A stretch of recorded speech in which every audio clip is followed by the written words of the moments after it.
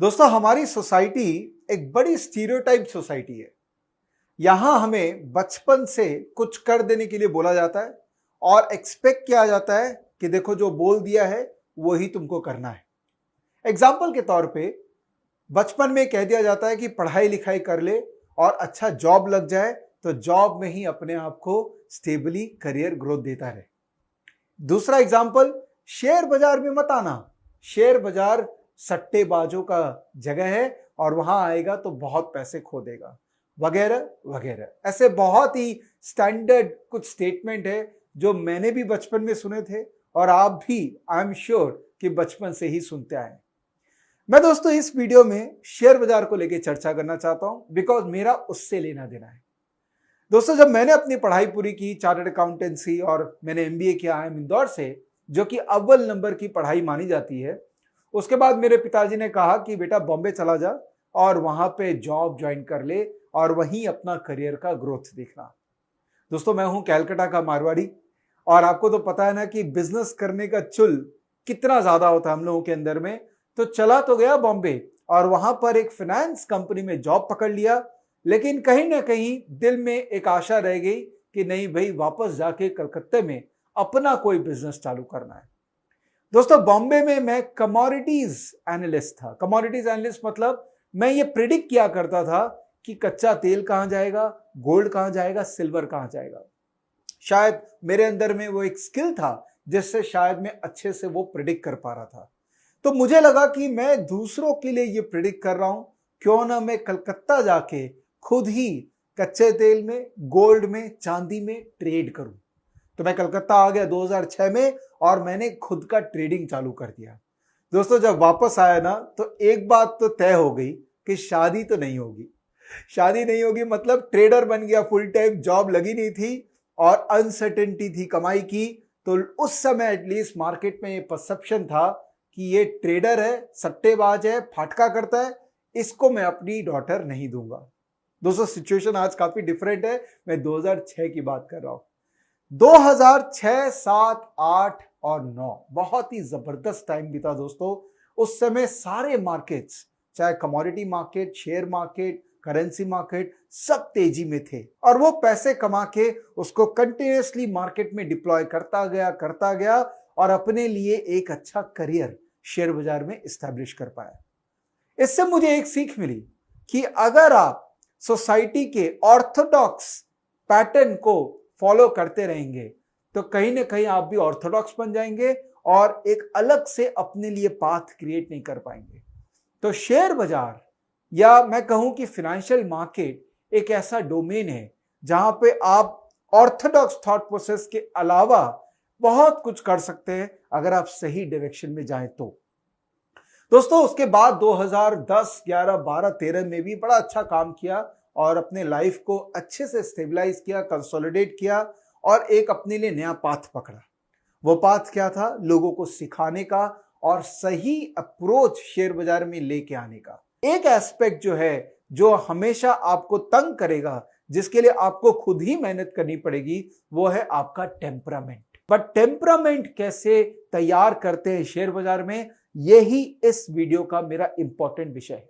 दोस्तों, शेयर बाजार एक मिस्ट्री है और इसको जो बड़े बड़े लोग हैं ना, इसको मिस्ट्री रखना चाहते हैं बिकॉज वो लोग ही यहां से बहुत पैसा कमाते हैं और वो नहीं चाहते हैं कि आप इस बाजार से पैसा कमाएं।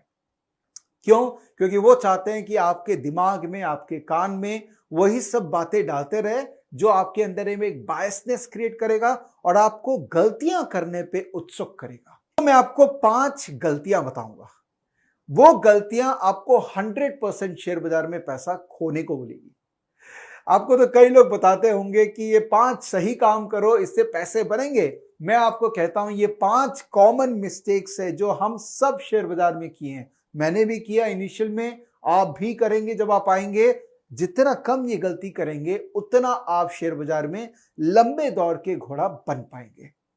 तो चलिए मैं आपको बताता हूं वो 5 गलतियां। सबसे पहली गलती जो सबको ही करते हैं वो है अपनी चादर से ज्यादा अपना पांव फैलाते हैं। इसका मतलब पॉकेट में है 50,000 रुपए जो मैं शेयर बाजार में डालना चाहता हूं, लेकिन इधर उधर से मैं और बोरो करके उसको 2 लाख रुपए बना देता हूं। तो अगर पैसे लगते हैं तो कितने लग गए? 2 लाख लग गए। इसका मतलब लास्ट में आपको देनदारी हो गई। अपने जीवन के अंदर में देनदारी सबसे बड़ा ब्लंडर है। अगर आप किसी भी फाइनेंशियल प्लानर या फाइनेंशियल एनालिस्ट से बात करेंगे तो वो आपको एक ही सजेशन देगा, लोन से दूर रहिए, क्योंकि लोन आपको एक जकड़ के रख देता है। तो शेयर बाजार में अगर आप आए हैं तो डेफिनेटली किसी भी तरह का लोन लेके नहीं आना चाहिए। आपके पॉकेट में जितने पैसे हैं उसी पैसे से कम ट्राई करिए, 2 साल 3 साल मार्केट में लग के एक अपना फ्रेमवर्क बनाइए, और उसके बाद में अगर आपको नीड फील हो तो कई लोग हैं जो आपको लिवरेज दे सकते हैं, पर एटलीस्ट इनिशियली मार्केट में लोन लेके कभी भी पार्टिसिपेट मत कीजिए।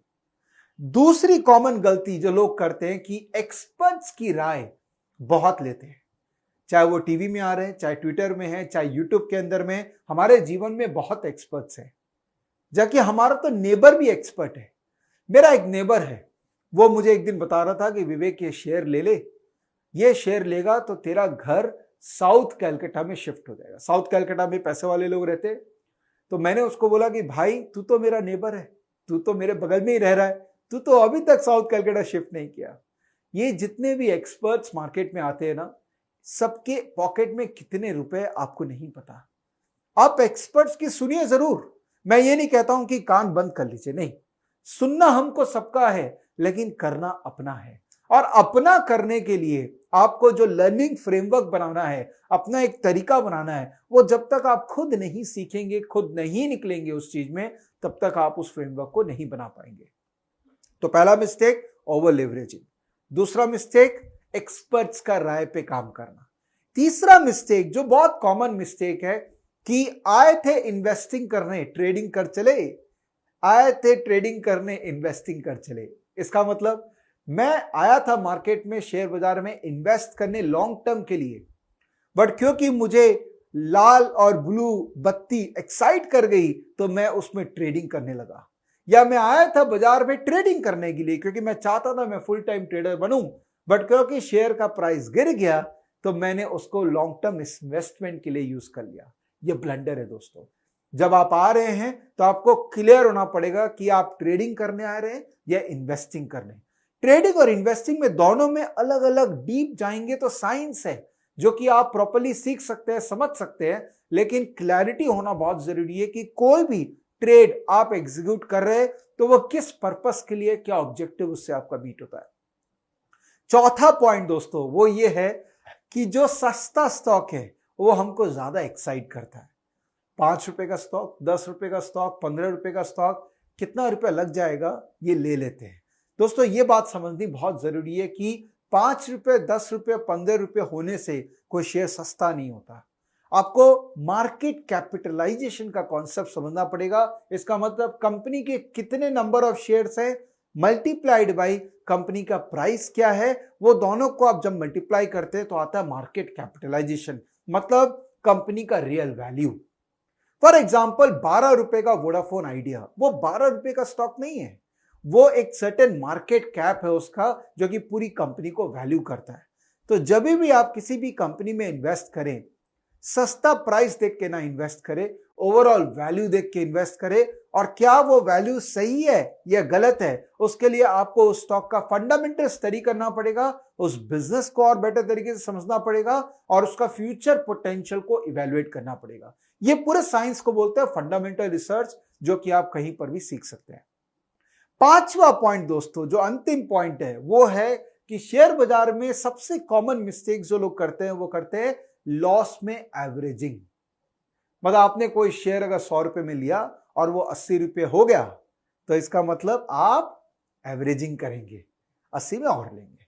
80 का अगर 60 हो गया तो आप एवरेजिंग और करेंगे, आप 60 में और लेंगे। क्यों करते हैं आप ऐसा?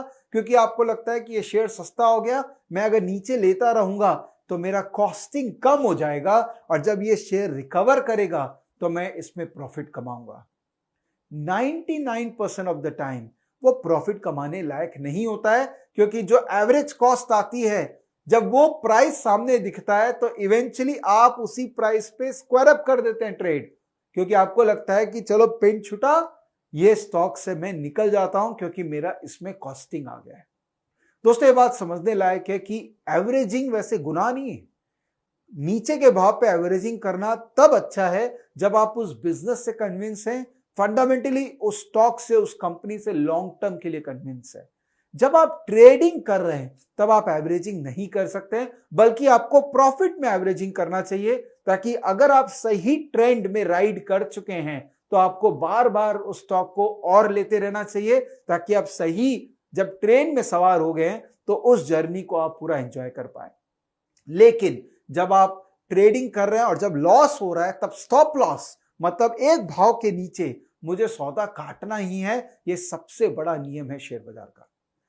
तो दोस्तों, ये 5 मिस्टेक्स, ओवर लिवरेज नहीं करना है, जितनी चादर उतना ही पांव फैलाना है। दूसरा, एक्सपर्ट्स की बात ब्लाइंडली नहीं फॉलो करना है, सुनेंगे सबकी, करेंगे अपनी। तीसरा, इन्वेस्टिंग वर्सेस ट्रेडिंग के बीच में डिफरेंस समझना बहुत जरूरी है, क्योंकि आप इन्वेस्ट करना है तो ट्रेड ना करें, अगर आप ट्रेड करना है तो इन्वेस्ट ना करें। चौथा, चीप स्टॉक्स, सस्ता शेयर, मतलब 10 रुपए, 5 रुपया, 20 रुपया, इस लेयर में मत फंसिए। शेयर का रियल वैल्यू उसका मार्केट कैप से जानिए, उसका प्राइस से मत जानिए। और पांचवा, लॉस पे एवरेजिंग मत कीजिए अगर आप ट्रेडर हैं तो। अगर आप इन्वेस्टर हैं और आप बिजनेस से कन्विंस है तब शायद आप वो करना चाहेंगे, बिकॉज आपको लॉन्ग टर्म पोटेंशियल अच्छा नजर आ रहा है, बट ट्रेडर को कभी भी लॉस में एवरेजिंग नहीं करना चाहिए। अपने जीवन में हम चालू करते हैं अपना जर्नी ये 5 मिस्टेक से, और मैं चाहता था ये 5 मिस्टेक आपको कम्युनिकेट कर दूं, ताकि आप इनमें से एक भी मिस्टेक ना करें और शेयर बाजार का अपना जर्नी को सुखद तरीके से एक जिए।